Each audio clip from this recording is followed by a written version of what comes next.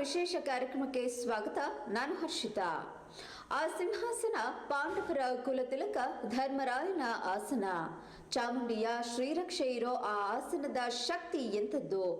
ಆ ರತ್ನಖಚಿತ ಸಿಂಹಾಸನದಿಂದ ಆದ ಅನಾಹುತಗಳೆಷ್ಟು? ಮೈಸೂರಿನ ಅರಮನೆಯಲ್ಲಿರೋ ಸಿಂಹಾಸನದ ಕಂಪ್ಲೀಟ್ ಡೀಟೇಲ್ಸ್ ಇದೆ ಈ ಹೊತ್ತಿನ ವಿಶೇಷ ಸಿಂಹಾಸನ.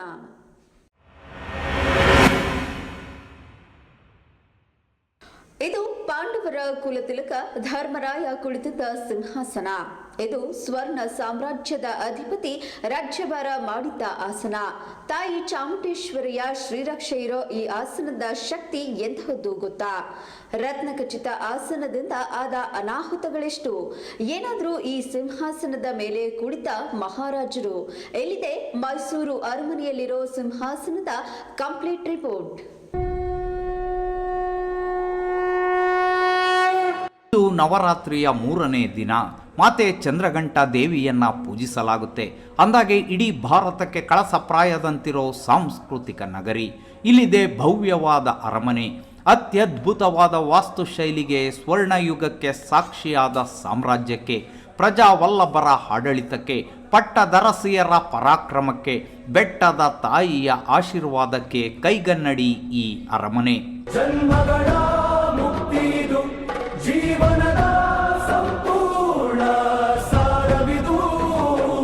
ಇದೇ ಅರಮನೆಯೊಳಗಿದೆ ರಾಜಾಡಳಿತಕ್ಕೆ ಸಾಕ್ಷಿಯಾಗಿರೋ ಸಿಂಹಾಸನ. ಇದು ಸಿಂಹಾಸನವಷ್ಟೇ ಅಲ್ಲ, ರತ್ನ ಖಚಿತವಾದ ಆಸನ, ಅಕ್ಕಪಕ್ಕವಿರೋ ಸಿಂಹಗಳು ಸಿಂಹಾಸನಕ್ಕೆ ನಿಜವಾದ ಅರ್ಥ ಕೊಡುತ್ತವೆ. ಇನ್ನು 7 ಮೆಟ್ಟಿಲುಗಳು, ವಿಸ್ತಾರವಾದ ಆಸುವಿರೋ ಆಸನ, ಅದರ ಮೇಲೊಂದು ಛತ್ರಿ, ಇದರಲ್ಲಿರೋ ತಾಯಿ ಚಾಮುಂಡೇಶ್ವರಿಯ ಶ್ಲೋಕಗಳು, ಜೊತೆಗೆ ಮಹಾರಾಜರ ಇತಿಹಾಸ. ಅಬ್ಬಬ್ಬ, ಇದರ ವಿನ್ಯಾಸವೇ ಅತ್ಯದ್ಭುತ.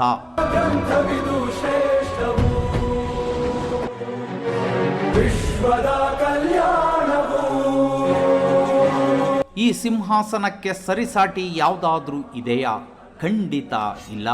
ಈ ಒಂದು ಸಿಂಹಾಸನ ಮೈಸೂರಿನ ಭವ್ಯ ಇತಿಹಾಸವನ್ನೇ ಹೇಳೋದ್ರಿಂದ ತುಂಬಾನೇ ಸ್ಪೆಷಲ್ ಅಂತ ಹೇಳ್ಬೋದು. ಇದೇ ಕಾರಣದಿಂದ ಮೈಸೂರು ಮಹಾರಾಜರು ಈ ಸಿಂಹಾಸನಕ್ಕೆ ಶಿರಬಾಗಿ ನಮಸ್ಕರಿಸಿ ಕುಳಿತುಕೊಳ್ತಾರೆ. ಆದರೆ ಇಂತಹ ಸಿಂಹಾಸನದ ಮೂಲ ಎಲ್ಲಿಯದು ಗೊತ್ತಾ? ಇದು ಮೈಸೂರು ಸಾಮ್ರಾಜ್ಯಕ್ಕೆ ಬಂದಿದ್ದಾದ್ರೂ ಹೇಗೆ ಗೊತ್ತಾ? ಈ ಸಿಂಹಾಸನದಲ್ಲಿ ಕುಳಿತವರೆಲ್ಲ ಏನಾದ್ರೂ ಗೊತ್ತಾ? ಅದನ್ನ ನಾವೇಳ್ತೀವಿ ಕೇಳಿ.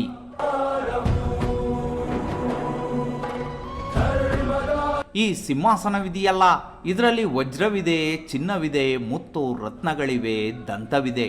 ಎಲ್ಲಕ್ಕಿಂತ ಹೆಚ್ಚಾಗಿ ತಾಯಿ ಚಾಮುಂಡೇಶ್ವರಿಯ ಆಶೀರ್ವಾದವಿದೆ. ಇಂತಹ ಸಿಂಹಾಸನದ ಮೂಲ ಹುಡುಕುತ್ತಾ ಹೋದ್ರೆ ಅಲ್ಲಿ ತೆರೆದುಕೊಳ್ಳೋದು ದ್ವಾಪರ ಯುಗದ ಮಹಾಭಾರತದ ಕತೆ. ಹೌದು, ಇದು ಪಾಂಡವರ ಕುಲತಿಲಕ ಧರ್ಮರಾಯ ಕುಳಿತಿದ್ದ ಸಿಂಹಾಸನವಂತೆ. ಇದೇ ಆಸನದ ಮೇಲೆ ಕುಳಿತು ರಾಜ್ಯಭಾರ ಮಾಡಿದ್ದ ಸತ್ಯ ಧರ್ಮದ ಆರಾಧಕ ಧರ್ಮರಾಯ.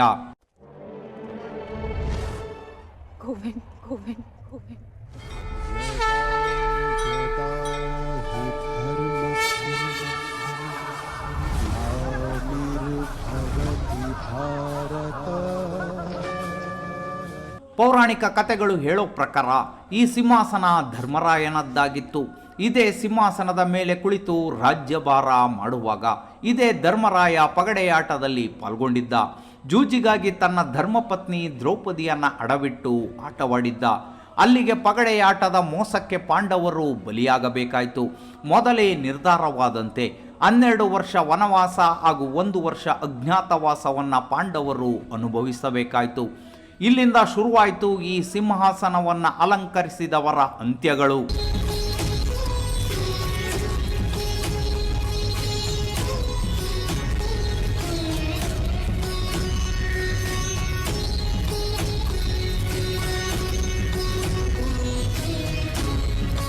ಹೀಗೆ ಮೊದಲ ಆಘಾತವಾದ್ಮೇಲೆ ಧರ್ಮಯುದ್ಧವು ಮುಗಿದು ಧರ್ಮರಾಯನ ಮೊಮ್ಮಗ ಪರೀಕ್ಷಿತ ಈ ಸಿಂಹಾಸನವನ್ನ ಅಲಂಕರಿಸಿದ್ದ.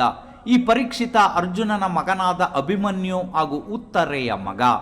ಈತ ಉತ್ತರೆಯ ಹೊಟ್ಟೆಯಲ್ಲಿರುವಾಗಲೇ ಅಶ್ವತ್ಥಾಮ ತನ್ನ ಬ್ರಹ್ಮಾಸ್ತ್ರವನ್ನ ಪ್ರಯೋಗಿಸಿದ್ದ. ಆದರೆ ಶ್ರೀಕೃಷ್ಣನಿಂದಾಗಿ ಪರೀಕ್ಷಿತ ಸುರಕ್ಷಿತವಾಗಿ ಭೂಮಿಗೆ ಬಂದ.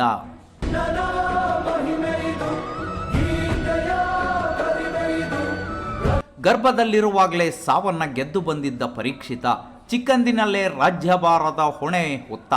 ಆದರೆ ಈ ಸಿಂಹಾಸನವನ್ನು ಅಲಂಕರಿಸಿದ ಮೇಲೆ ಶುರುವಾಗಿದ್ದು ನಿಜವಾದ ಹೋರಾಟ. ಎಸ್, ಪಾಂಡವರೆಲ್ಲ ಸ್ವರ್ಗಾಸ್ಥರಾದ ಮೇಲೆ ಪರೀಕ್ಷಿತ ರಾಜ್ಯಭಾರ ಮಾಡಿಕೊಂಡು ಹೋಗ್ತಿದ್ದ. ಇದೇ ಹೊತ್ತಲ್ಲಿ ಒಮ್ಮೆ ಬೇಟೆಗೆ ಹೋದಾಗ ಶಮೀಕ ಮುನಿಯ ಆಶ್ರಮಕ್ಕೆ ತೆರಳಿದ್ದ.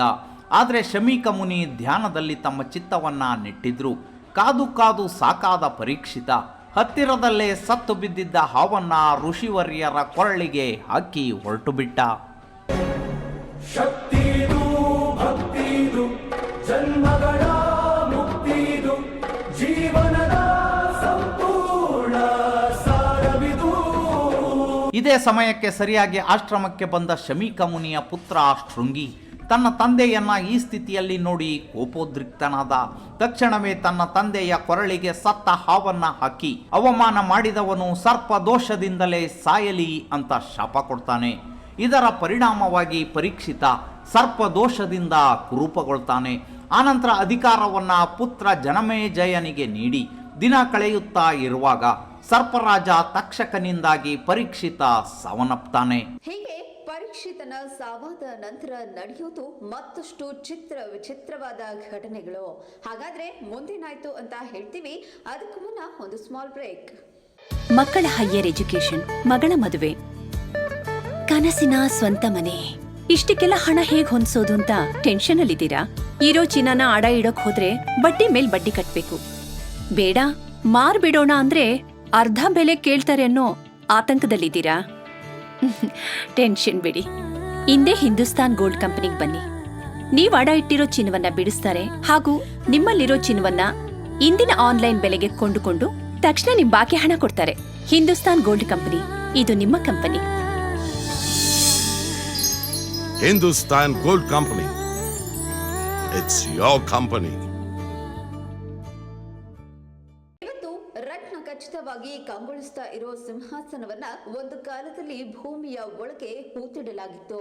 ಅಷ್ಟಕ್ಕೂ ಹಾಗೆ ಹೂತಿಟ್ಟಿದ್ದ ಸಿಂಹಾಸನ ಹೊರಬಂದಿದ್ದು ಹೇಗೆ ಅನ್ನೋದರ ರಿಪೋರ್ಟ್ ಇಲ್ಲಿದೆ ನೋಡಿ. ಭವ್ಯವಾದ ಈ ಸಿಂಹಾಸನದ ಮೇಲೆ ಪರೀಕ್ಷಿತ ರಾಜ್ಯಭಾರ ಮಾಡಿದ ನಂತರ ಅನೇಕರು ಇದನ್ನ ಅಲಂಕರಿಸಿದ್ರು. ಇದಾದ ಮೇಲೆ ಕೆಲವೊಂದು ಅನಿವಾರ್ಯ ಕಾರಣಗಳಿಂದಾಗಿ ಈ ಸಿಂಹಾಸನವನ್ನ ನೆಲ ಮಾಳಿಗೆಯ ಕತ್ತಲಲ್ಲಿ ಅಡಗಿಸಿಟ್ರು. ಆದರೆ ಹೀಗೆ ಏಕಾಏಕಿ ಸಿಂಹಾಸನವನ್ನ ಭೂಮಿಯೊಳಗೆ ಹೂತಿಟ್ಟಿದ್ದಕ್ಕೆ ಕಾರಣವನ್ನ ಹುಡುಕುತ್ತಾ ಹೋದ್ರೆ ಈ ಸಿಂಹಾಸನದಿಂದ ಆಗ್ತಾ ಇದ್ದ ಅನಾಹುತಗಳು ಕಣ್ಣ ಮುಂದೆ ಬರ್ತವೆ. ಧರ್ಮರಾಯ ಹಾಗೂ ಪರೀಕ್ಷಿತ ಈ ಸಿಂಹಾಸನವನ್ನೇರಿದ ಮೇಲೆ ಅನೇಕ ಸಮಸ್ಯೆಗಳನ್ನು ಎದುರಿಸಿದ್ದರಿಂದ ಮುಂದಿನ ಮಹಾರಾಜರುಗಳು ಈ ಸಿಂಹಾಸನವನ್ನು ಭೂಮಿಯಲ್ಲಿ ಹೂತಿರಬಹುದು. ಇದಕ್ಕಂಟಿದ ಯಾವುದೋ ಶಾಪದಿಂದಾಗಿಯೇ ಈ ಎಲ್ಲ ಅನಾಹುತಗಳು ಘಟಿಸಿರಬಹುದಾ ಅನ್ನೋದು ಇಲ್ಲಿಂದ ಕಗ್ಗಂಟಾಗಿಯೇ ಸಾಕ್ತು. ಇಂತಹ ಸಿಂಹಾಸನ ಮುಂದೆ ಸೇರಿದ್ದು ವಿಜಯನಗರ ಸಾಮ್ರಾಜ್ಯಕ್ಕೆ. ಕನ್ನಡ ರಾಜರಾಜೇಶ್ವರಿಯ ಕುಂಕುಮದ ಸಾಕ್ಷಿ, ನಮ್ಮ ಮನೆದೇವರಾದ ತಿರುಪತಿ ತಿಮ್ಮಪ್ಪನ ಪಾದ ಸಾಕ್ಷಿ. ಇಂದಿನಿಂದಲೇ ಮತ್ತೆ ಹಿಂದೂ ಧರ್ಮ ಸಾಮ್ರಾಜ್ಯದ ಹೃದಯವಾದ ವಿಜಯನಗರದಲ್ಲಿ 3 ರಾಯರ ಗಂಡ ಶ್ರೀ ಕೃಷ್ಣದೇವರಾಯರ ಸಾಹಸದ ಚರಿತ್ರೆ ಪ್ರಾರಂಭವಾಗಲಿ. ಕನ್ನಡದ ಕಹಳ ಕೊಂಬುಗಳೆಲ್ಲ ಒಂದಾಗಿ ಪಾರ್ಗರೆಯಲಿ. ಸರಿಯಾಗಿ 1330ರ ಆಸುಪಾಸಲ್ಲಿ ವಿಜಯನಗರ ಸಾಮ್ರಾಜ್ಯದ ಸ್ಥಾಪನೆಗೆ ಕಾರಣರಾದ ಗುರು ವಿದ್ಯಾರಣ್ಯರಿಗೆ ಗೋಚರವಾಗುತ್ತೆ ಈ ಸಿಂಹಾಸನ. ಆದರೆ ನೆಲಮಾಳಿಗೆಯಲ್ಲಿ ಈ ಸಿಂಹಾಸನವಿದೆ ಅನ್ನೋದು ವಿದ್ಯಾರಣ್ಯರಿಗೆ ತಿಳಿದಿದ್ದೇ ಒಂದು ಅದ್ಭುತ ಕಥನ.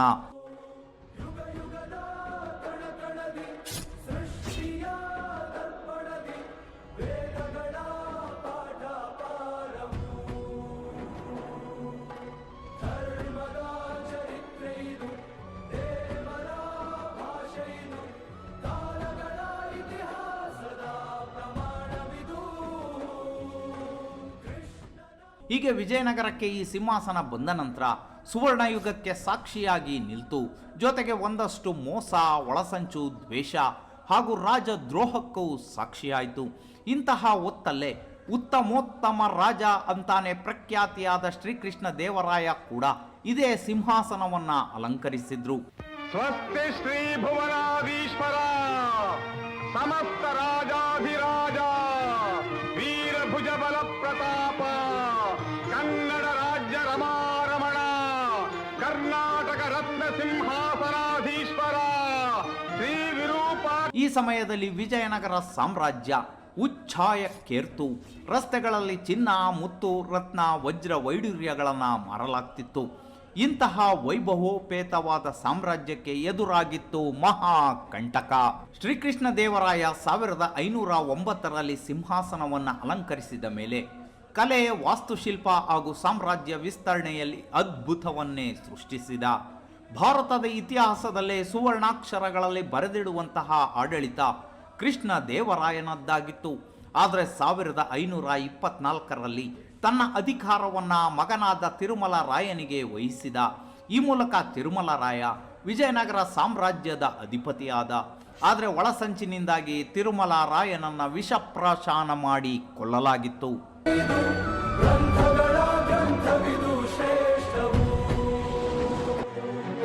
ಈ ಸಾವಿನ ಮರ್ಮ ಅರಿಯೋದಕ್ಕೆ ಹೋದ ಕೃಷ್ಣದೇವರಾಯ ತನ್ನ ಪ್ರಧಾನಮಂತ್ರಿ ಹಾಗೂ ಹಿತೈಷಿಯಾದ ತಿಮ್ಮರಸುವಿನ ಮೇಲೆಯೇ ಅನುಮಾನಪಟ್ಟ. ಇದರಿಂದಾಗಿ ತಿಮ್ಮರಸುವಿನ ಕಣ್ಣು ಕೀಳಲು ಆಜ್ಞೆಯನ್ನ ಹೊರಡಿಸಿ ಆಗಿತ್ತು. ಆದರೆ ತಿಮ್ಮರಸು ಈ ಕ್ರೂರ ಕಾರ್ಯವನ್ನ ಮಾಡಿಲ್ಲ ಅನ್ನೋದು ತಿಳಿಯುವಷ್ಟರಲ್ಲಿ ಸಮಯ ಕೈಮೀರಿತ್ತು. ಹೀಗಾಗಿ ಶ್ರೀಕೃಷ್ಣ ದೇವರಾಯ ಇದೇ ನೋವಿನಲ್ಲೇ ದಿನ ಕಳೆದ. ಬಂದೆಯ ಕೃಷ್ಣ, ನನ್ನ ನಂಬಿಕೆ ಕೆಡಲಿಲ್ಲ.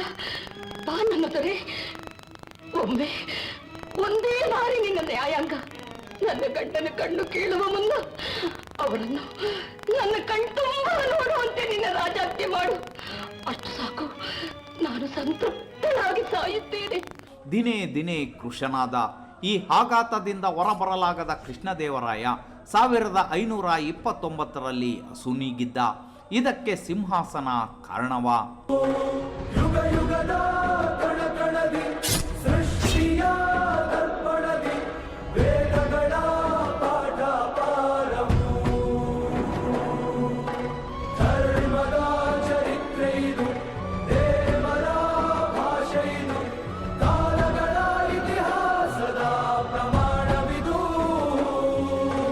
ಕೃಷ್ಣನ ಇದಾದ ಕೆಲವೇ ವರ್ಷಗಳಲ್ಲಿ ಅಂದರೆ 1565ರಲ್ಲಿ ವಿಜಯನಗರದ ಮೇಲೆ ಬಹುಮನಿ ಸುಲ್ತಾನರು ಆಕ್ರಮಣ ಮಾಡಿದ್ರು. ಸುಲ್ತಾನರ ದಾಳಿಗೆ ನಲುಗಿ ಹೋಗಿ ಪತನಗೊಳ್ತು. ಮುಂದೆ ಬಹುಮನಿಯರು ಈ ಸಾಮ್ರಾಜ್ಯವನ್ನ ಬರೋಬ್ಬರಿ 6 ತಿಂಗಳು ಲೂಟಿ ಮಾಡಿದ್ರು ಅನ್ನುತ್ತವೆ ಐತಿಹಾಸಿಕ ದಾಖಲೆಗಳು. ಹಾಗಾದ್ರೆ ಸಿಂಹಾಸನದಿಂದಾಗಿ ಇಷ್ಟೆಲ್ಲ ಅಚಾತುರ್ಯಗಳು ಸಂಭವಿಸಿದ್ವಾ? ಗೊತ್ತಿಲ್ಲ. ವೀರಭುಜ ಬಲ ಪ್ರತಾಪ, ಕನ್ನಡ ರಾಜ್ಯ ರಮಾರಮಣ, ಕರ್ನಾಟಕ ರತ್ನ. ಇನ್ನು ವಿಜಯನಗರ ಸಾಮ್ರಾಜ್ಯ ಅಂತ್ಯಗೊಂಡ ನಂತರ ಇದರ ಅಡಿಯಲ್ಲಿ ಬರೋ ಮಂಡಲಾಧಿಕಾರಿಗಳಲ್ಲಿ ಒಬ್ಬನಾಗಿದ್ದ ವೆಂಕಟ ಈ ಸಾಮ್ರಾಜ್ಯವನ್ನ ಕ್ರೋಢೀಕರಿಸೋದಕ್ಕೆ ಮುಂದಾಗ್ತಾನೆ. ಹೀಗಾಗಿ ಸಿಂಹಾಸನ ಶ್ರೀರಂಗಪಟ್ಟಣಕ್ಕೆ ಬರುತ್ತೆ. ಆನಂತರ ಶ್ರೀರಂಗಪಟ್ಟಣ ಸಂಪೂರ್ಣವಾಗಿ ಮಂಡಲಾಧಿಕಾರಿಗಳ ಅಡಿಯಲ್ಲಿಯೇ ಸಾಗುತ್ತೆ. ಮುಂದೆ 1610ರಲ್ಲಿ ಈ ಸಿಂಹಾಸನದ ದಿಕ್ಕು ಬದಲಾಗುತ್ತೆ. ಇದಕ್ಕೆ ಕಾರಣವಾಗಿದ್ದು ಮಂಡಲಾಧೀಶ ಶ್ರೀರಂಗರಾಯ ಅನ್ನೋ ಪಾಳೆಗಾರ. ಯುಗ ಯುಗದ ಕಣಕಣದಿ ಸೃಷ್ಟಿಯ ದರ್ಪಣದಿ ವೇದಗಳ ಪಾಠ ಪಾರವು. ಶ್ರೀರಂಗಪಟ್ಟಣಕ್ಕೆ ಸಿಂಹಾಸನ ಬಂದ ನಂತರ ಅನೇಕ ಬದಲಾವಣೆಗಳಾದವು. ಅಷ್ಟಕ್ಕೂ ಈ ಸಿಂಹಾಸನ ಮೈಸೂರಿಗೆ ಬಂದಿದ್ ಹೇಗೆ ಅನ್ನೋದನ್ನ ಹೇಳ್ತೀವಿ ಒಂದು ಸ್ಮಾಲ್ ಬ್ರೇಕ್ನ ನಂತರ. ಚಿಕ್ಕಬಳ್ಳಾಪುರ ಜಿಲ್ಲಾ ಕೇಂದ್ರದ ನಗರಸಭೆ ವ್ಯಾಪ್ತಿಯ 14ನೇ ವಾರ್ಡಿನಲ್ಲಿ ಹೆಸರಾಂತ ಕಂಪನಿ ಮಾರ್ಕ್ ವಿಸ್ಟಾ ನಿರ್ಮಾಣ ಮಾಡಿರುವ ಸುಸಜ್ಜಿತ ವಾಸಯೋಗ್ಯ ಬಡಾವಣೆಯಲ್ಲಿ ನಿವೇಶನಗಳು ಮಾರಾಟಕ್ಕೆ ಸಿದ್ಧ. ಚಿಕ್ಕಬಳ್ಳಾಪುರ ನಗರಾಭಿವೃದ್ಧಿ ಪ್ರಾಧಿಕಾರದಿಂದ ಅನುಮೋದನೆಗೊಂಡಿರುವ ಈ ಸುಸಜ್ಜಿತ ಬಡಾವಣೆ ಕಂದವಾರ ಹೊರವಲಯದಲ್ಲಿ ನಂದಿ ರಸ್ತೆಯಲ್ಲಿ ಚಿಕ್ಕಬಳ್ಳಾಪುರ ನೆಲಮಂಗಲ ರಾಜ್ಯ ಹೆದ್ದಾರಿಗೆ ಹೊಂದಿಕೊಂಡಿದೆ. 30 ಅಡಿಗಳ ವಿಶಾಲ ರಸ್ತೆಗಳು, ಬೀದಿ ದೀಪ, ಒಳಚರಂಡಿ ವ್ಯವಸ್ಥೆ, ನೀರಿನ ಸೌಕರ್ಯ ಇತ್ಯಾದಿ ಎಲ್ಲ ಮೂಲಭೂತ ಸೌಕರ್ಯಗಳ ಅನುಕೂಲಗಳನ್ನ ಹೊಂದಿದೆ. ಇಂದೇ ನಿವೇಶನ ಖರೀದಿಸಿ. ಹೆಚ್ಚಿನ ವಿವರಗಳಿಗೆ ಸಂಪರ್ಕಿಸಿ. ಮೊಬೈಲ್ ಸಂಖ್ಯೆ 9513940073. ಮೈಸೂರು ದಸರಾ ಎಷ್ಟೊಂದು ಸುಂದರ, ಚೆಲ್ಲಿದೆ ನಗೆಯ ಪನ್ನೀರ, ಎಲ್ಲೆಲ್ಲೂ ನಗೆಯ ಪನ್ನೀರ. ವೈಭವದ ದಸರಾ ಆಚರಣೆಯ ಇಂಟ್ರೆಸ್ಟಿಂಗ್ ಮಾಹಿತಿ.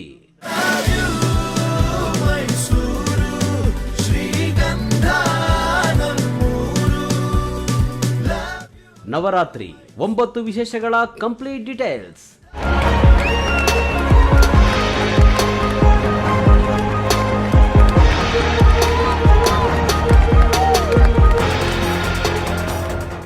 ನಿಮಗಾಗಿ ದಸರಾ ಹಬ್ಬದ ಎಕ್ಸ್ಕ್ಲೂಸಿವ್ ರಿಪೋರ್ಟ್.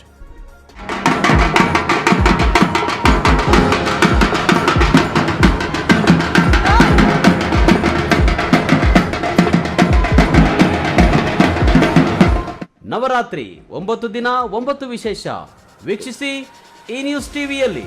ಗುರುವಾರದಿಂದ ಪ್ರತಿದಿನ ಸಂಜೆ 7 ಗಂಟೆಗೆ, ಮರುಪ್ರಸಾರ ಬೆಳಗ್ಗೆ 7 ಗಂಟೆಗೆ. ಸುಂದರ ಚೆಲ್ಲಿದೆ ನಗೆಯ ಪನ್ನಿ. ಈ ಸಿಂಹಾಸನಕ್ಕೂ ಹಾಗೂ ವಿಜಯದಶಮಿಗೂ ಬಿಡಿಸಲಾರದ ಸಂಬಂಧವಿದೆ. ಒಂದು ಮಾತಲ್ಲಿ ಹೇಳಬೇಕು ಅಂದ್ರೆ ದಸರಾ ಆಚರಣೆಗೆ ಹೆಚ್ಚಿನ ಮಹತ್ವ ಕೊಟ್ಟಿದೆ ಈ ಸಿಂಹಾಸನ. ಅದ್ಹೇಗೆ ಅನ್ನೋ ರೋಚಕ ಮಾಹಿತಿ ಇಲ್ಲಿದೆ ನೋಡಿ. ಶ್ರೀರಂಗಪಟ್ಟಣದ ಪಾಳೆಗಾರ ಶ್ರೀರಂಗರಾಯ ಶ್ರೀರಂಗಪಟ್ಟಣದ ಮಂಡಲಾಧೀಶನಾಗಿದ್ರು. ಖಾಸಗಿ ಬದುಕು ಹಳಿತಪ್ಪಿತ್ತು. ಸಿಂಹಾಸನವು ಜೊತೆಗಿತ್ತು. ಒಂದು ಕಡೆ ಈತನಿಗೆ ಮಕ್ಕಳಾಗಿರಲಿಲ್ಲ, ಮತ್ತೊಂದು ಕಡೆ ಬೆನ್ನು ಪಡಿ ಅಂದರೆ ಬೋನ್ ಮ್ಯಾರೋ ಕ್ಯಾನ್ಸರ್ಗೆ ತುತ್ತಾಗಿ ಬಿಟ್ಟಿದ್ದ. ಹೀಗಾಗಿಯೇ ತಲಕಾಡಿನ ಮಾಲಂಗಿಯಲ್ಲಿರೋ ವೈದ್ಯನಾಥೇಶ್ವರನಲ್ಲಿಗೆ ತೆರಳಿದ್ರೆ ತನ್ನೆಲ್ಲ ಸಂಕಷ್ಟಗಳು ದೂರವಾಗ್ತವೆ ಅಂತಾನೆ ಭಾವಿಸಿದ್ದ ಶ್ರೀರಂಗರಾಯ. ಆದರೆ ತನ್ನ ಸಾಮ್ರಾಜ್ಯವನ್ನು ಬಿಟ್ಟು ತೆರಳೋದಾದರೂ ಹೇಗೆ ಅನ್ನೋ ಗೊಂದಲ ಸೃಷ್ಟಿಯಾಗಿತ್ತು. ಈ ಸಮಯದಲ್ಲಿ ಶ್ರೀರಂಗರಾಯರ ನೆನಪಿಗೆ ಬಂದದ್ದು ರಾಜ ಒಡೆಯರ್. ಯುಗ ಯುಗದ ಕಣಕಣದಿ ಸೃಷ್ಟಿಯ ದರ್ಪಣದಿ. ಈ ಘಟನೆಯಾದ ನಂತರವೇ ರಾಜ ಒಡೆಯರ್ ಪಾಳೆಗಾರಿಕೆಯಿಂದ ಅಧಿಕೃತವಾಗಿ ರಾಜರಾಗ್ತಾರೆ. ಮಂಡಲದೊಂದಿಗೆ ಸಿಂಹಾಸನವು ಮೈಸೂರು ಒಡೆಯರ ಪಾಲಾಗುತ್ತೆ. ಹಾಗೆ ಈ ಸಿಂಹಾಸನದ ಜೊತೆಗೆ ಇದರ ಸಂಪ್ರದಾಯವು ರಾಜರ ಜೊತೆಯಾಗುತ್ತೆ.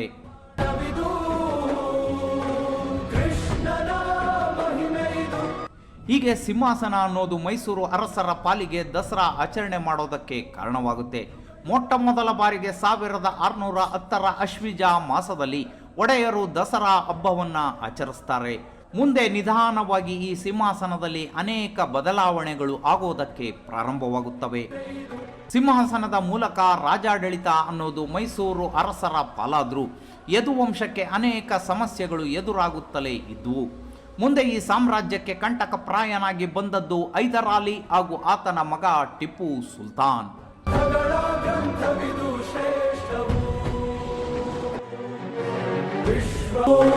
ಯುಗ ಯುಗದ ಕಣಕಣದಿ ಸೃಷ್ಟಿಯ ದರ್ಪಣದಿ. ಹೌದು, ಮೈಸೂರು ಸಂಸ್ಥಾನದ ಸೇನಾಧಿಪತಿಯಾಗಿದ್ದ ಹೈದರಾಲಿ ಇಡೀ ಸಾಮ್ರಾಜ್ಯವನ್ನ ತನ್ನ ತೆಕ್ಕೆಗೆ ಎಳೆದುಕೊಂಡಿದ್ದ. 1761ರಿಂದ 1799ರವರೆಗೆ ಮೈಸೂರು ಸಾಮ್ರಾಜ್ಯಕ್ಕೆ ರಾಜ ಹೆಸರಿಗೆ ಮಾತ್ರವಿದ್ದ. ಆಡಳಿತ ಮಾತ್ರ ಈ ಹೈದರಾಲಿ ಹಾಗೂ ಟಿಪ್ಪುವಿನ ಕೈಲಿತ್ತು. ಆದರೆ 1799ರಲ್ಲಿ ಟಿಪ್ಪು 4ನೇ ಆಂಗ್ಲೋ ಮೈಸೂರು ಕದನದಲ್ಲಿ ಸಾವನ್ನಪ್ಪಿದಾಗ ಮಹಾರಾಣಿ ಲಕ್ಷ್ಮೀ ಅಮ್ಮಣ್ಣಿ ಬ್ರಿಟಿಷರ ಪರ ನಿಂತರು. ಹೀಗೆ ರಾಜತಂತ್ರದಿಂದ ಮೈಸೂರು ಮತ್ತೆ ಒಡೆಯರ ಪಾಲಾಯಿತು.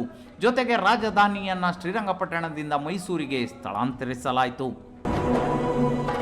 ಧರ್ಮದ ಚರಿತ್ರೆ ಇದು, ದೇವರ ಭಾಷೆ ಇದು, ಕಾಲಗಳ ಇತಿಹಾಸದ ಪ್ರಮಾಣವಿದು. ಕೃಷ್ಣನ ಮಹಿಮೆ ಇದು, ಗೀತೆಯ ಕರಿಮೆ ಇದು, ಗ್ರಂಥಗಳ ಗ್ರಂಥವಿದು ಶ್ರೇಷ್ಠವು. ಅಲ್ಲಿಗೆ ಶ್ರೀರಂಗಪಟ್ಟಣದಲ್ಲಿದ್ದ ಸಿಂಹಾಸನ ಮೈಸೂರಿನ ಅರಮನೆಗೆ ಬಂತು. ಜೊತೆಗೆ ಸಮಸ್ಯೆಗಳು ಬಂದವ ಗೊತ್ತಿಲ್ಲ. ಈ ಹೊತ್ತಲ್ಲಿ ಭಾಗವಾಗಿ ಬೇರ್ಪಡಿಸಬಹುದಾದ ಈ ಸಿಂಹಾಸನವನ್ನ ಮುಮ್ಮಡಿ ಕೃಷ್ಣರಾಜರ ಪಟ್ಟಾಭಿಷೇಕಕ್ಕಾಗಿ ಪುನಃ ಸಿಂಗರಿಸಲಾಯಿತು. ಅವತ್ತಿಗೆ ಇದೊಂದು ಅಂಜೂರ ಮರದಲ್ಲಿ ಮಾಡಿದ್ದ ಸಿಂಹಾಸನವಾಗಿತ್ತಷ್ಟೇ.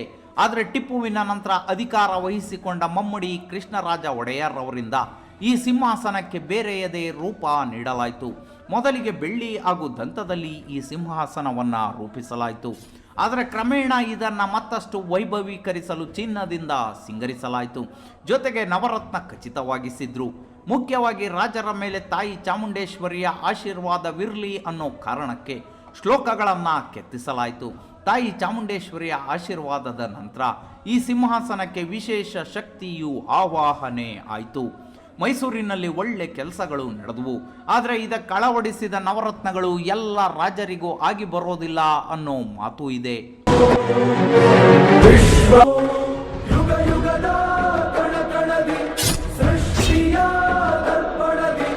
ವೇದಗಳ ಪಾಠ ಪಾರವು